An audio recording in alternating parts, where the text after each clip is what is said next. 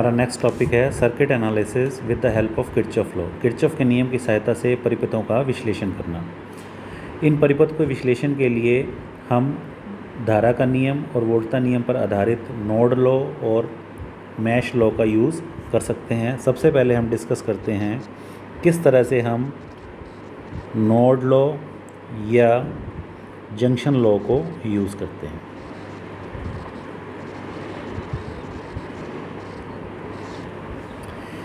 यह नियम वोल्टेज को कैलकुलेट करने के लिए यूज़ में आता है और इसके अंदर जब हम परिपथ बनाते हैं, सर्किट डायग्राम बनाते हैं, तो प्रवेश्यताओं के स्थान पर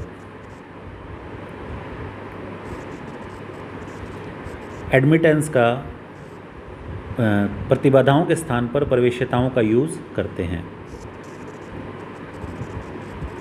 मान लिया ये कोई एक सर्किट डायग्राम है जिसके अंदर बैटरी E और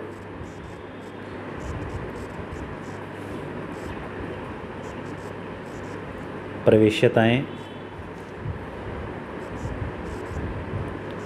लगी हुई हैं।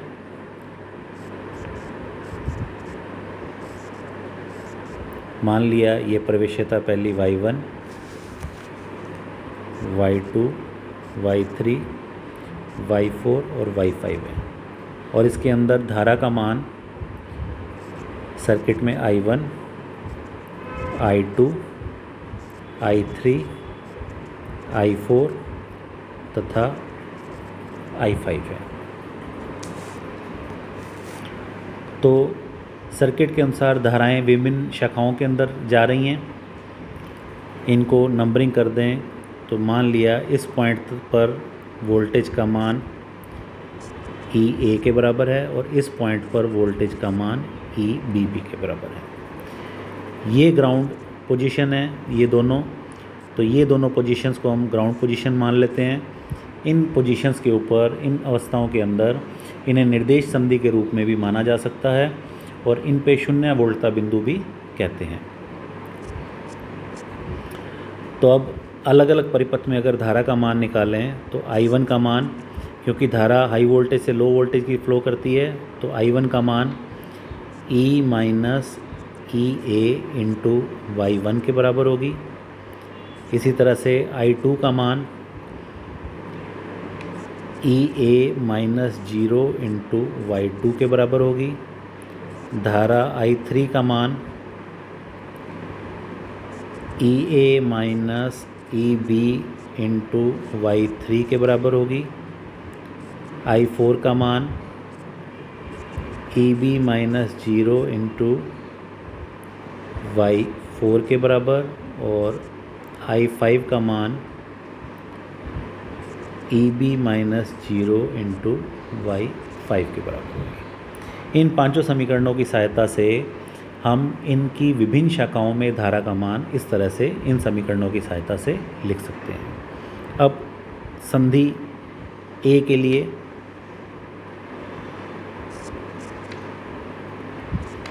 I1 धारा संधि के अंदर एंटर कर रही है और I2 और I3 धाराएँ संधि में से निकल रही हैं, अर्थात I1 is equal to I2 plus I3 के बराबर होगा। ऊपर वाली समीकरणों से I1, I2 और I3 के मान रखने पर E minus EA into Y1 equal to I2 EA minus 0 into Y2 plus I3 EA minus EB into Y3 के बराबर होगा। अब इस समीकरण को EA और EB की इक्वेशन के अंदर लिखने पर इसको हल किया जा सकता है। इस समीकरण को हल करने के लिए EY1 minus EAY1 equal to EAY2 plus EAY3 minus EBY3। EA और EB वाली टर्म्स को अलग कर लें तो EY1 equal to EA y1 plus y2 plus y3 minus EB y3। तो ये समीकरण आ गई। इसी तरह से संधि B के लिए समीकरण आएगी I3 equal to I4 plus I5, I3 equal to I4 plus I5। I3 का मान रखने पर EA minus EB into Y3 equal to I4 का मान EB Y4 प्लस I5 का मान EB Y5। अब EB की टर्म्स को अलग करने के लिए EA minus EB equal to EB plus EB के बराबर होगा, या EA minus EB minus Y4 minus Y5 equal to 0। ये समीकरण नंबर 2। अब समीकरण A और 2 से स्पष्ट है कि केवल दो राशियां EA तथा EB अज्ञात हैं, अननोन है, और हमारे पास दो समीकरणें हैं 1 और 2।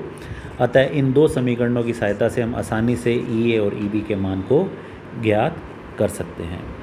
तो नोड एनालिसिस के द्वारा किसी भी सोर्स के लिए हम करंट का मान वोल्टेज का मान नोड एनालिसिस से आसानी से ज्ञात किया जा सकता है।